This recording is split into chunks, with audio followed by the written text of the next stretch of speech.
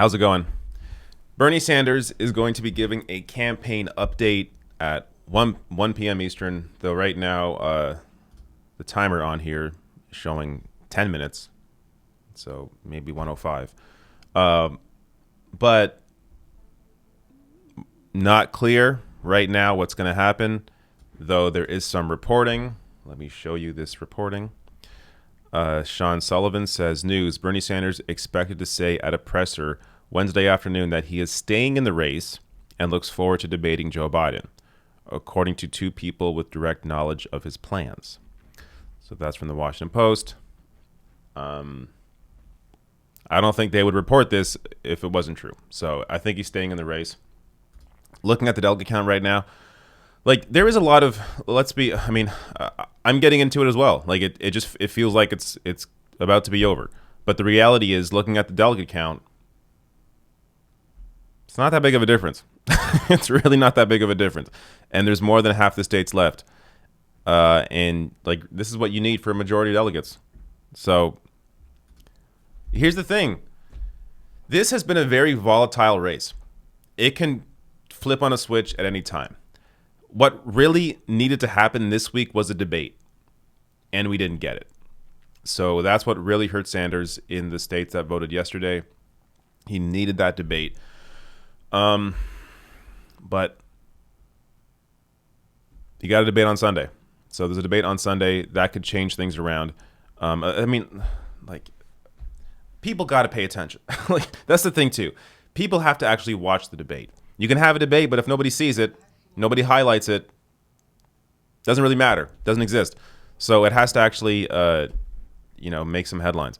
Victor Nava Jr. Super Chat says, Sanders must expose Biden on the debate stage. Yes, he must. And in some way, Biden can even expose, I'll leave this open. Biden can expose himself because Biden's not all there. He's giving 7-minute campaign speeches and they're largely incoherent. Like, he can barely make it through ideas or through sentences. Jalfi sends a super chat in saying debate could make a difference depending on Biden. Yeah. They got to have, I don't know what they got to pump Joe Biden with before the debate, but they got to pump him with something to be able to compete with Bernie Sanders. Hopefully it's like a 2-hour debate. I haven't checked. I'm not sure how long it is, but they're already going to cut the audience out of it, which I think is a good thing because it forces people to focus on what each person's actually saying. Because if there's an audience there, they're going to cheer for Joe Biden regardless of whatever dumb crap he says. There's no audience there. The things that Joe Biden say are going to be the things that he said. You got to focus on what he's saying. There's no distractions of people. Oh, I thought Joe Biden sounded crazy, but the crowd just cheered, so I guess he's fine. None of that. These people, Bernie and Biden, actually have to stand up on what they're saying. It's about to go down. We'll see when he comes out. But in the meantime, I'll take whatever super chats come in. I gave a lot of my thoughts in a video I just posted that was about Lawrence O'Donnell. I don't want to give the video away, but in 2006, Lawrence O'Donnell said something that is a little interesting. Something you would not be hearing him say on MSNBC today, that's for sure. And it's about the power that the left has if they decide not to vote for Democrats. That said, look, I'm not sure if I want to have the discussion about what to do if Biden's the nominee. Though I already had that discussion in that video, but I'm not sure I want to have that discussion again. It's just one of those, like, you don't want to concede anything yet. And by the way, if you happen to be one of the lucky people that get called during a poll, a survey, somebody asks you, hey, who would you vote for between Biden and Trump, or would you vote at all? Say you won't vote.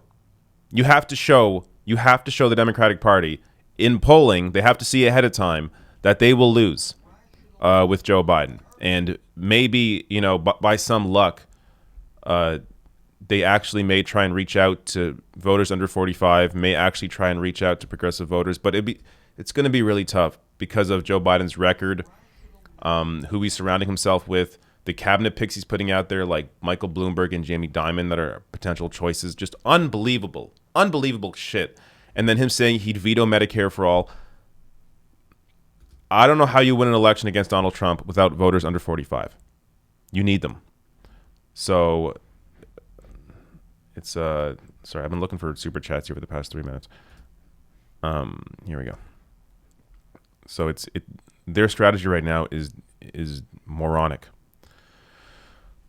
Okay, I'll answer these super chats. Thank you all very much for being here. Let me begin by reiterating what I have said from day one of this campaign, and that is that Donald Trump is the most dangerous president in the modern history of our country, and he must be defeated. Tragically, we have a president today who is a pathological liar and who is running a corrupt administration. He clearly does not understand the Constitution of the United States and thinks that he is a president who is above the law. In my view, he is a racist, a sexist, a homophobe, a xenophobe, and a religious bigot, and he must be defeated, and I will do everything in my power to make that happen. Last night, obviously, was not a good night for our campaign from a delegate point of view. We lost in the largest state up for grabs yesterday, the state of Michigan. We lost in Mississippi, Missouri, and Idaho. On the other hand, we won in North Dakota, and we lead the vote count in the state of Washington, the second largest state contested yesterday, with 67% of the votes having been counted. We are a few thousand votes on top. What became even more apparent yesterday is that while we are currently losing the delegate count, approximately 800 delegates for Joe Biden and 660 for us, we are strongly winning in two enormously important areas which will determine the future of our country. Poll after poll, including exit polls, show that a strong majority of the American people support our progressive agenda. The American people are deeply concerned about the grotesque level of income and wealth inequality in this country, and the American people want the wealthy and large profitable corporations to start paying their fair share of taxes. Overwhelming support for that. The American people understand that the federal minimum wage of $7.25 an hour is a starvation wage. They want to raise the minimum wage in this country to a living wage of at least $15 an hour. And the American people understand that if our kids are going to make it into the middle class of this country, we must make public colleges and universities and trade schools tuition free. The American people understand that we cannot continue a cruel and dysfunctional healthcare system. And it is amazing to me to see that even in conservative states like Mississippi, there is an overwhelming understanding that we are now spending twice as much per capita on healthcare as do the people of any other country, while 87 million of us remain uninsured or underinsured. And this crisis, this absurd healthcare system, is becoming more and more obvious to the American people as we face the challenge of the coronavirus pandemic that we are currently experiencing. Imagine facing a pandemic and having 87 million people who are having a difficult time going to a doctor when they need. And the American people know, unlike Donald Trump, that climate change is an existential threat to our country and the planet, and that we need to transform our energy system away from fossil fuel to energy efficiency and sustainable energy. And the American people also know that we need fundamental transformation of a broken and racist criminal justice system, as well as a cruel immigration system that keeps millions of people living in fear. But it is not just the ideological debate that our progressive movement is winning. We are winning the generational debate. While Joe Biden continues to do very well with older Americans, especially those people over 65, our campaign continues to win the vast majority of the votes of younger people. And I am talking about people not just in their 20s, but in their 30s and their 40s. The younger generations of this country continue in very strong numbers to support our campaign. Today, I say to the Democratic establishment, in order to win in the future, you need to win the voters who represent the future of our country, and you must speak to the issues of concern to them. You cannot simply be satisfied by winning the votes of people who are older. While our campaign has won the ideological debate, we are losing the debate over electability. I cannot tell you how many people our campaign has spoken to who have said, and I quote, "I like what your campaign stands for. I agree with what your campaign stands for, but I'm going to vote for Joe Biden because I think Joe is the best candidate to defeat Donald Trump." End of quote. We have heard that statement all over this country. Needless to say, I strongly disagree with that assertion. But that is what millions of Democrats and independents today believe. On Sunday, I very much look forward to the debate in Arizona with my friend Joe Biden. And let me be very frank as to the questions that I will be asking Joe. Joe, what are you going to do for the 500,000 people who go bankrupt in our country because of medically related debt? And what are you going to do for the working people of this country and small business people who are paying on average 20% of their incomes for health care? Joe, what are you going to do to end the absurdity of the United States of America being the only major country on earth where health care is not a human right? Are you really going to veto a Medicare for all bill if it is passed in Congress? Joe, how are you going to respond to the scientists who tell us we have 7 or 8 years remaining to transform our energy system before irreparable harm takes place to this planet because of the ravages of climate change? Joe, at a time when most young people need a higher education to make it into the middle class, what are you going to do to make sure that all of our people can go to college or trade school regardless of their income?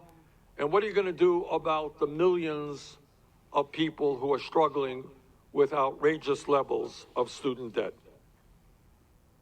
Joe, at a time when we have more people in jail than communist China, a nation 4 times our size, what are you going to do to end mass incarceration and a racist criminal justice system?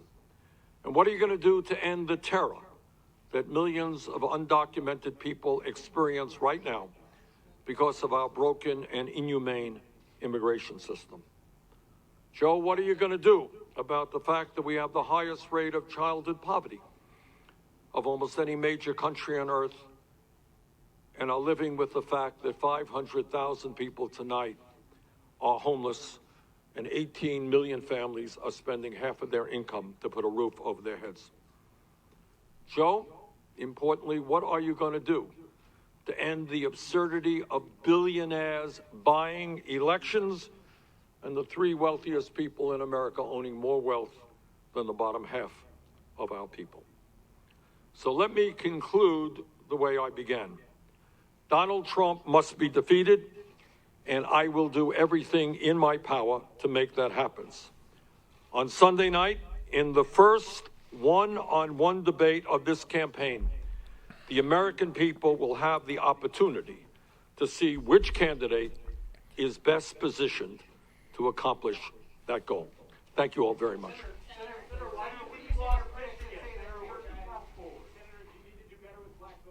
Well, look at that.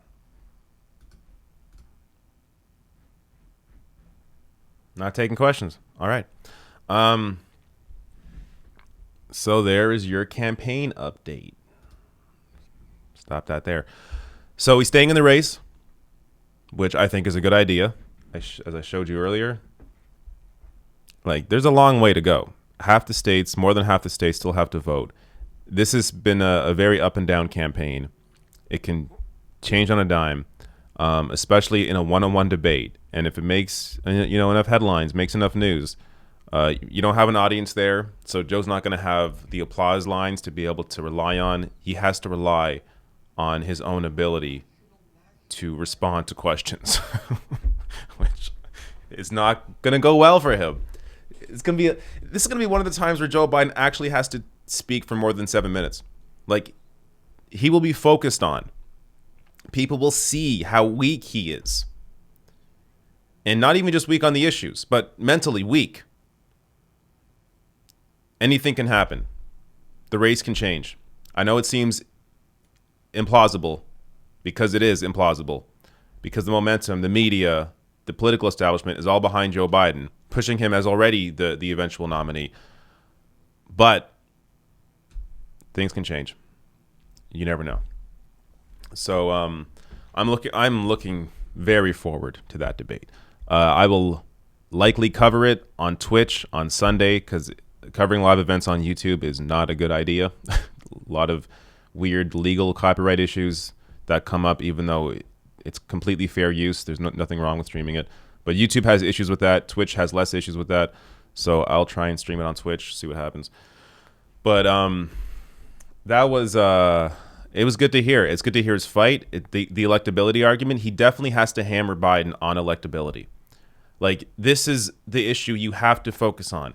Like, and say it in the way that I'm explaining it. Not like direct quoting me, but like, you have to explain how in 2016, people that voted for Democrats, for Hillary Clinton in 2016, those are reliable Democratic voters, mostly older Democratic voters. Those people will come out regardless of the candidate in 2020 because they want to get rid of Donald Trump. So the people you have to win, or the people you have to come out, you need to come out to vote for you in 2020 to be able to win against Donald Trump, are people that did not come out in 2016. These are a lot of young people. Where are the young people? They're with Bernie Sanders. He has like 80% of them under 45. You have to win people under 45 to be able to defeat Donald Trump. So young people, working class voters, independents. Are there enough suburbanites to be able to hand Joe Biden a victory? Potentially, even without the young vote. But why risk that? Like, where the real numbers are the 40% of the people that don't normally vote. 40% of the country that doesn't normally vote. You have to get those people out to vote. And that's a lot of young people. And that's where Bernie Sanders has his strength. I almost forgot about the super chats. Thank you for reminding me. Let me read through these. And I may even end on a clip that I saw last night from CNN. But first, let me get through some of these super chats. Where was I? Rob R says, why isn't anyone calling out the vote flip election fraud? So I think you're talking about the exit polling. The reason why exit polls were so off on Super Tuesday is because a ton of people dropped out right before Super Tuesday. So there were a lot of early votes already in. So the exit polling didn't match the polling that already happened. I think because it was off because of how much the vote changed from early vote to voting the day of. So look, I got to look into it more. I feel like it would be a bigger issue if there was something really weird about it. Like, even if, CNN's not going to cover it, somebody normally would. The Guardian would cover it. Jacobin would cover it. Like, other publications would really dig into it if it did seem to be a real issue. So I'll leave it to them. I'll leave it to, the actual journalist to look into that. But it's definitely, it's something I understand why people are worried about it, because it doesn't make any sense to have the exit polling be that off in a bunch of states on Super Tuesday. But I don't think exit polling was off last night. At least I haven't seen anything about that. So we got to just check out reporting on that, see if there is reporting on that, and I'd say rely on that. Jalfi says Biden on cocaine versus Bernie on facts. Joe Krockenberg says Joe Biden will vote for Trump because he'll forget whether he's Joe Biden or Donald Trump. Bernie 2020 will absolutely not vote for Joe or Trump. Raleigh says, thank you, David. Appreciate you. Thank you, Raleigh. Daryl Edwards says Sanders should stand during the debate no matter what Biden does. Well, it depends how if it's set up the way that I'm imagining it, the way that Joe Biden had a debate with Sarah Palin where they're both sitting down at a table. It's hard to stand up at a table. It's not really like set up for that. But we'll see. I'm not sure what the actual setup is. Maybe it's going to be two tall chairs, like when there was that Mitt Romney Obama debate. So I don't know. I think Trump and Hillary had the same thing as well. So maybe it's that, so they can get up and walk around. Who knows? Or it's going to be them sitting the whole time. Seth Peterson says, F the DNC, it is time for the party to die for good. When Biden loses to Trump, don't expect us to still be on board a sinking ship. What little democracy we have is at risk of dying. Thanks for all you do, David. Thank you, Seth. Fact check says the Bernie delegates need to demand a working people's party at the DNC. My No Skips says thoughts on voter suppression, long lines, etc. That is a huge issue. Like, you're seeing these I think they had like one precinct in Fargo for like 120,000 people. Just completely nuts. I don't know how you deal with that. I mean, there are groups, I imagine, that focus on that. But it's like, this is happening within the Democratic Party. It's disgusting. Obi Alfred says, LMAO, he called Joe his friend. He's going to lose. I'm sorry. I don't think calling him his friend is the reason he would lose. You can call Joe your friend and then completely destroy him on his horrible platform, his history, and his lack of mental capacity. So in some ways, it almost lends credibility to you to say, hey, this guy's my friend, but he's wrong on all these things, and he clearly isn't all there. Like, in some ways, I think that actually lends credibility to you. The issue is that Bernie's not willing to go after Biden's brain. And I think that is a problem. Bernie thinks that's a personal attack. I don't think that's a personal attack. It's not a personal attack to recognize reality that Joe Biden is not the same Joe Biden that we saw 4 years ago even. So, I don't know. Obi Alfred also says, why the F are you going to ask beforehand and give everything up in advance? I'm not sure what that's referring to. Boris Garcia says the most important question wasn't asked. Joe, do you know where you are at? Cash Johnston says, thanks for your show. Thank you, Cash. Zachary Fluke says, I love that video clip you posted of Lawrence in 2006 telling us our best bet is to show the establishment that we won't vote for their pick. Got to check out that video. I posted it like a half an hour before I went live. Probably bad for if I want to get views in that video. But check out that video after this live stream. You'll see it right behind this one. It's a good video. Hilltop Ironworks says, regarding delegates, almost every state Bernie won isn't fully reported yet, and Texas is adding 44 districts that weren't counted. How close will Bernie be after that? Good question. I don't know. Counts are still coming in, and it's always the Bernie states that take forever to count. Jack F says, thanks for all you do. Thank you, Jack. Let me get a few more here. Reese C says it's halftime. People don't fall into despair. It is halftime, as you see. I agree. Will Overkill, I just burped. Will Overkill says that was the right message. People agree with Bernie on issues. Single payer is is 20 for 20. Biden won't win general with only Dem Boomer support. Yep. Car Wash Freak says Bernie have to play hardball on the debate. Yes, he will. JCG Irvin says, here's $9.99, David. Thank you for all that you do. Thank you. Thank you for your generous super chat, as well as everyone else. Jonathan Glass says, does the on-screen delegate count include projected delegates from the Bernie won states that conveniently haven't fully reported yet? It includes the ones that have been counted. So there's still more delegates to come in from some of those states. But I've seen Bernie's number jump since I shot my video on Lawrence. So his numbers increased while Biden stayed the same. So I'm not sure if that's from Colorado or California or what that is, but his number has gone up. Nicholas Gillespie says, I made a video of exit polling being wrong in Massachusetts. Yeah, I was talking about that earlier. I think it's just because of same-day voting being a lot different than early votes due to all these people dropping out. That's my guess. Junie McGrath says, I've seen people on social media getting ready to blame young people and Bernie bros if Biden but loses the general to Trump. Screw all these people. They're going to blame you anyways. That's the reality. They're going to blame you anyways. So yeah. Don't let that get to you.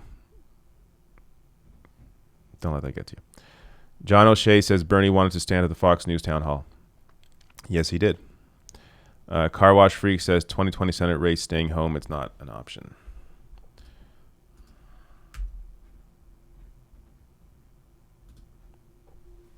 Jalfi says, with all respect, my friend Joe Biden is an Egypt. I don't know what that is. YH Mo says, what are the chances of Sunday's debate getting canceled? How should progressives react if it happens? I don't think it's going to be canceled. They've gotten rid of the audience because of coronavirus, but it's not going to be canceled. I don't think so. Like Clyburn was on NPR yesterday saying that the debate should be canceled if Bernie doesn't win any states. Well, Bernie's won a couple states, or at least one state. So, and they're pretty close, as you see, in delegates. PM says 2022 progressives really need to primary the hell out of the establishment, get them out of Congress. I agree. Ray says stock market down almost 7,000 points. I don't really follow, I got to be honest, I don't really follow the stock market too closely, but clearly it's not going too well. It's not going too well. And a lot of people have been predicting this. And there was the, what's it called? The inverted yield curve. I think that's what it's called. Inverted yield curve, where it essentially predicts recessions, and we're in that right now. So, I mean, a lot of people were predicting that there's going to be a recession under Trump, and it's not all that surprising to see that it's going that way. Keenan Blockson says, I've read somewhere that the next debate is going to be in a closed room with no audience due to COVID-19 concerns. This might help Joe. Cheers from Pennsylvania. I think it's going to help Bernie. Like, Joe Biden gets away with a lot because he has applause lines. People applause if he says dumb shit. So he's not going to have that saving grace during a debate with no audience. I don't think there should be audiences at debates. I think it should focus on the candidates and what they're saying and what they're presenting you. That should be the focus. You shouldn't get a jail out of free card with an audience. Orville Dunworth says, not just Biden, our whole country is in cognitive decline. That is true. Well, older people that, again, I don't want to generalize older voters. A lot of you are very tuned in, but looking at the polling, looking at the results, it's a lot of people, older voters over 45 that watch cable news. And they think they're getting informed. It isn't even that people are uninformed. It's that they think they're informing themselves. Oh, whoever on television told me that Joe Biden's more electable. I guess that's true because they wouldn't be on television saying it if it wasn't true. That's how a lot of people think. And they don't even, you don't hear the arguments that Hillary Clinton lost in 2016. Joe Biden's using the exact same strategy she did. She even said herself, I did a video on this. Hillary Clinton said, Joe Biden's building the same coalition I had, and you lost. Like, why isn't this discussed? It's just the amount of misinformation, propaganda that people consume from television is truly incredible. Carlos Andreas Pazmino says, if Bernie wins the debate, how do you think the media coverage will shift for the incoming Tuesday primaries? They'll act like it's too little too late. Like, even if they can't, even if it's such a clear blowout that even media can't deny it. Even though I have a hard time, I mean, I'm sure they'll say, oh, Biden held his own. They'll say stuff like that. But if people can see for their own eyes that clearly Biden did not do well, Bernie destroyed him, they'll act like, oh, well, sure, Bernie did well, but you know what? He's got to get out of the race. He's creating a divide. He's being divisive. Like, you know what they're going to say. Neva Tech, how about Bernie will stand and Biden can sit down? Well, anything's possible here. Though I think it sounds like it's going to be one of these debates where they're sitting at a table together, so it doesn't really give you opportunity to stand and walk around. Joe Krockenberg says, if they stole last minute from Biden and ran Hillary/Obama or Hillary/Warren, would you suck it up and vote for them? Will you vote for Joe? People got to make that decision themselves. Some people are floating the idea that the Democratic Party, if they nominate Joe Biden at the convention, may just give it to somebody else and act like, and say Joe Biden has health issues, so now Pete Buttigieg is the nominee. Like, that's totally, I think it's unlikely, but considering Biden's decline, anything is possible there.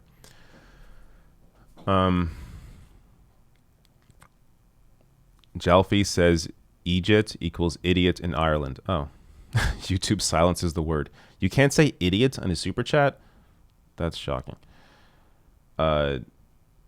DB007 says Bernie or bust. Whoa, that's a big donation. Much appreciated. Thank you. Nunyo Business says thoughts on exit polls. I already talked about that. I want to see exit polls from yesterday because I think they were matching up from what I understand. But Super Tuesday, it's because same day voting, much different than early voting because of all the stuff that happened in the couple days before Super Tuesday. Tiffany J. Kim says, great show, David. Thanks for your honesty. Whatever happens, we have to keep fighting for the issues as that's what matters most of all. Yep. All right. Let me hold off. Let me see if I can pull up this clip that I may do a short video on.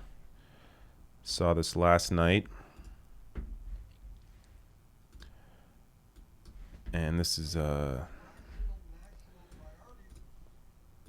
a little amazing, this video. 2004 All right. Let's do a short video on this. So last night on CNN, after Biden racked up more wins on March 10th, Jake Tapper had some comments that finally bring to light the fact that Joe Biden may not be electable. So I want to show you this video, and this is really what CNN should have been discussing for the past 9 months, but only now they're making this point. But watch this. Completely frank, I'm getting real 2004 vibes tonight, which is Democrats want to defeat an incumbent Republican so badly, Democratic voters I mean, that they decide which one is electable, and they decide, okay, it's John Kerry, or in this case, it's Joe Biden. There's a huge coalescing around that person. They want to end the primary process as soon as possible, and then basically they coronate this person. Now, what did we learn in the last few weeks? Mark McKinnon, former George W. Bush advisor, told me that actually they feared Howard Dean more.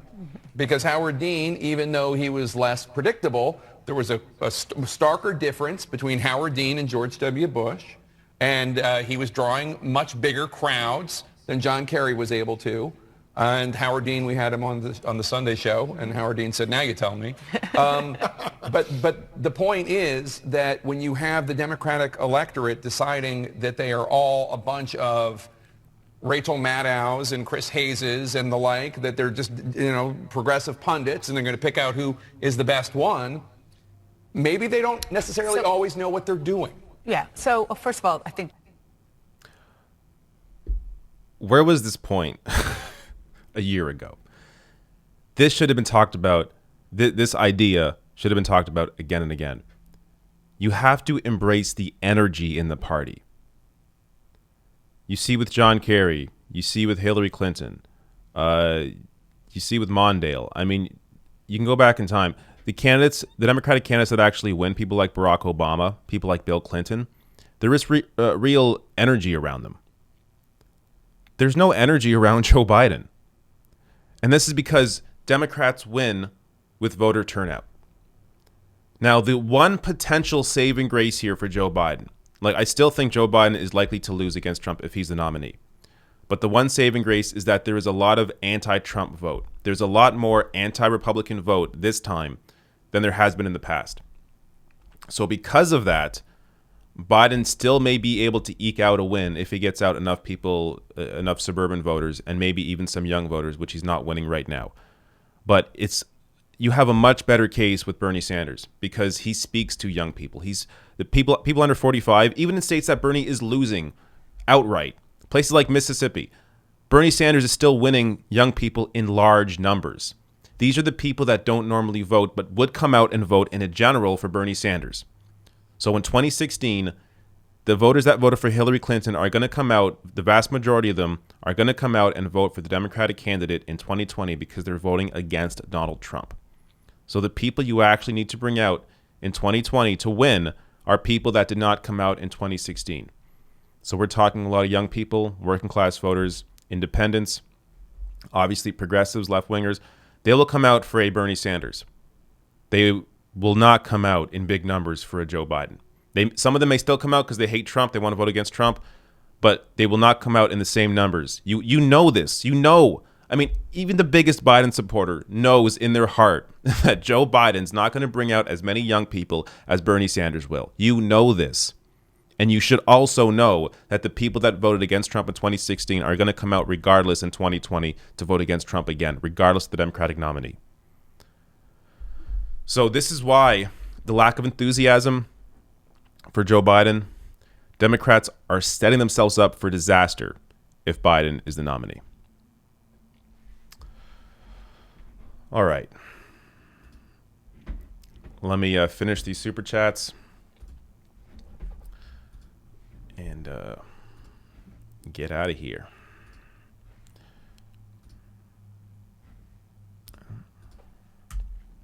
By the way, honestly appreciate all of you in here with me in this live stream. Just like 3,000 of you right now.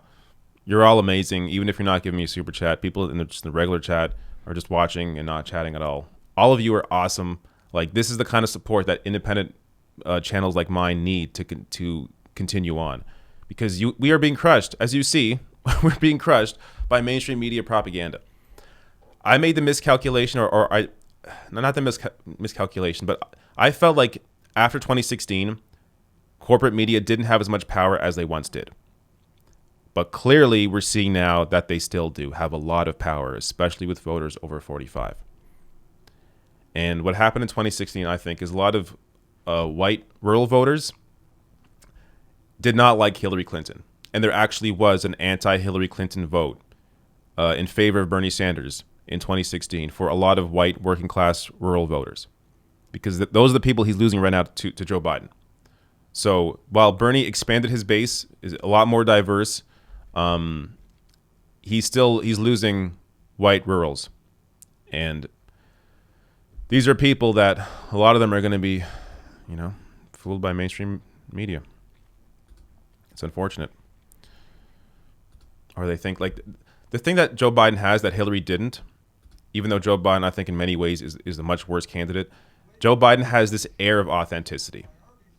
And that's what a lot of people gravitate towards. Even if it's fake authentic like Biden's is, they gravitate towards it.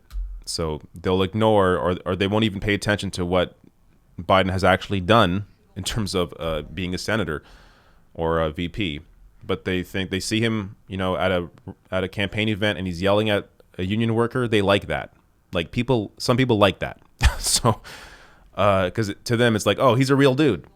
and they just completely ignore the crime bill, completely ignore the trade deals, completely ignore the Iraq War, completely ignore the bankruptcy bill, completely ignore the sexual harassment allegations, completely ignore his mental capacity. Like, they ignore all that because he yelled at a guy at an event. It's sad. All right, I'm gonna finish off these super chats. Get them in. There's like a minute delay probably, so get them in like now. I don't want to miss anybody. Where was I?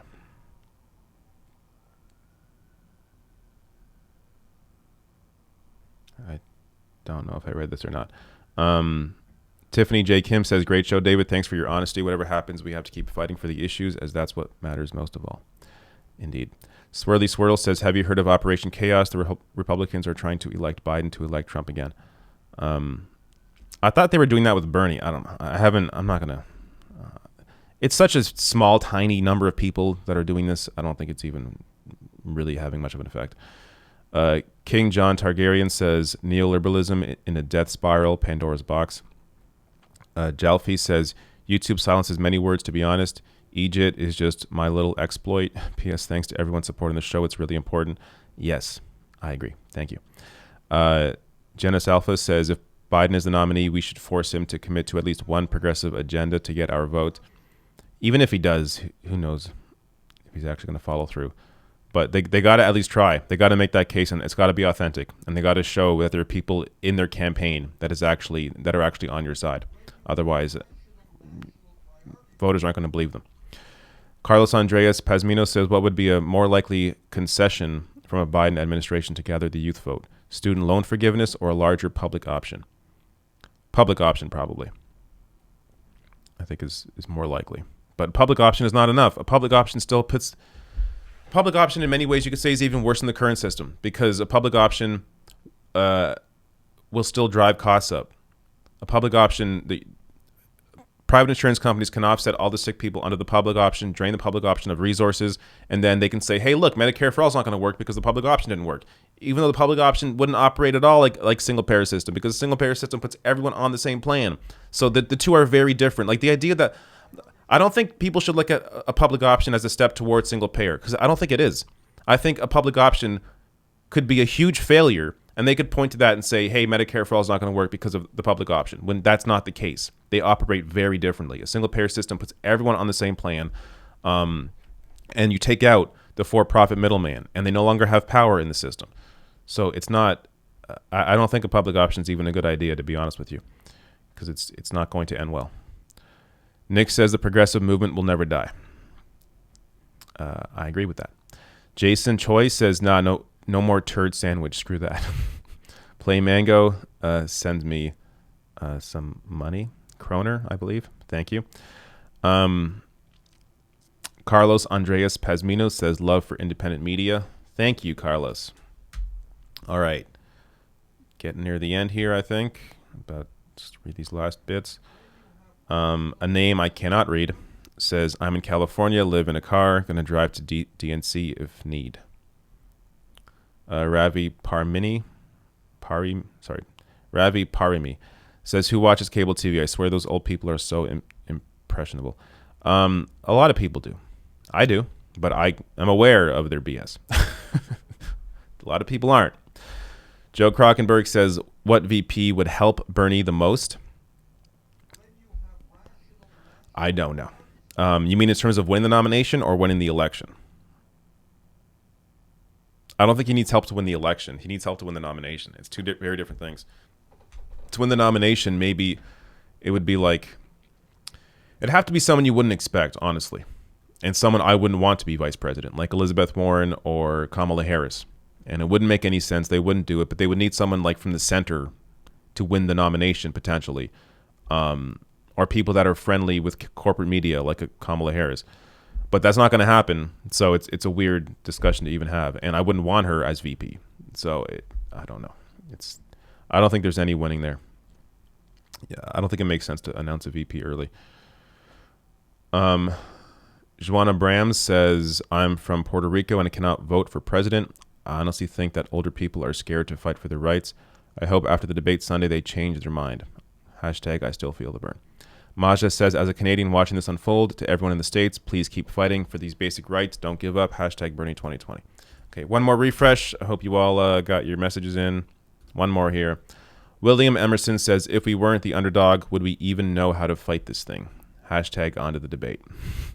We are used to being the underdog. Losing is something the left is very used to. So this is no surprise. All right. Thank you all for joining and being... is there one more? One more. You got here just in time. Austin, or whatever you want, ... says Biden-Sanders ticket would help Biden in the general. Yes, but that's not going to happen. He's not going to choose Bernie Sanders as his vice president. And they just have completely opposite views on politics. He's going to choose someone like Stacey Abrams, Kamala Harris, or maybe somebody completely idiotic like Chris Coons, some, dumbass, some total dumbass. Very possible. Who knows? Let's not hope we go down that path. All right. Thank you all. Thank you all for coming and joining me for this. See you on Friday for the Friday live stream. Later.